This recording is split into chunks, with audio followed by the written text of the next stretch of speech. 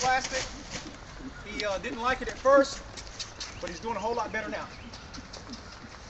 So what we do on the left, we do on the right. Push Ace, so he don't want to stop here. Now, whoa. Without pulling on the horse. Come here, Ace. Come here. Come here. Come here. Slacken the line. Walk back. Reel the horse into you. Whoa, good boy. Good boy. All right. Now, we'll do a little disengaging his hindquarters because this is going to be very important to move your horse's butt over whenever you're in a situation. Maybe you want to, get up to a gate and open the gate or whatever. You're going to have to start from the ground. So this is what I mean by disengaging the horse's hindquarters. I'm going to pick my whip up, which is going to be an extension of my arm. Okay? So I'm going to send Ace around in a small circle. Go around there, sport. Get around. I'm going to squat down when I want him to disengage and put myself in predatory mode.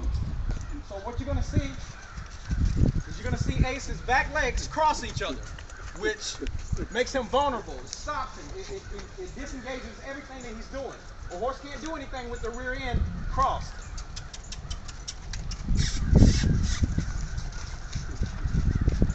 Now, whoa. See how he disengages hindquarters right there? We're going to do the same thing on the right side. Sometimes you might have to send him off, prompt him a little bit. Get him going, wake him up. Now, whoa. Right there. So that was very good. Ace is working really, really well. Another thing that we worked on with Ace is lateral flexion. And I'm going to show you this really quick because my videos are going to be kind of short because of the phone that we're using. So what we want to do before we get our first ride in, we want to make sure that we've done everything we could to make this horse understands the yield and the pull of the bit, his head, and the whole nine. I started out with the halter, pulling his head around, moved to the bit in his mouth, did the same thing. Again, I'll say pull, but we don't want to start snatching on these horses. We want to just kind of suggest to them. So whenever the horse yields his head to me and he gives to me, I want to let him go. So he'll understand when I get in the saddle, when I pull to this side, I want him to give me his head. If I kick him on that side, he should cross over in the front and step that way, which makes it really easy for him. If you're pulling on a horse and whipping on him, he doesn't understand. So what you're going to do is you're going to confuse him. And that's the one thing we don't want to do. Remember, they're prey animals and they react to things that seem scary to them, okay? They're cowards by nature. Here we go. We're going to pull Ace's head around here. You're going to see Ace give to me a little bit if he's not paying attention to everything else out there.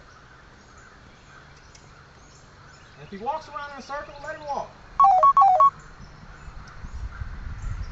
Right there. Well, he's got some horses running over here, so he's paying attention to that.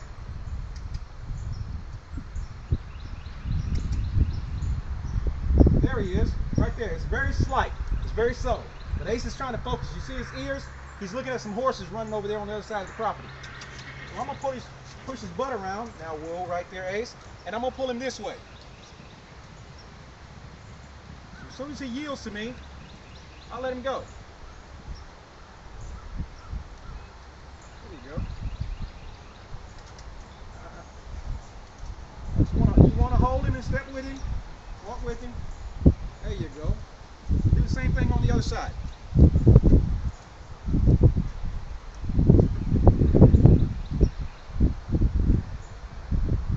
There you go. Right there. It's really slight. Sometimes it's exaggerated and sometimes subtle. Do that, folks. You won't have a problem with your horses on the trail ride. Be safe.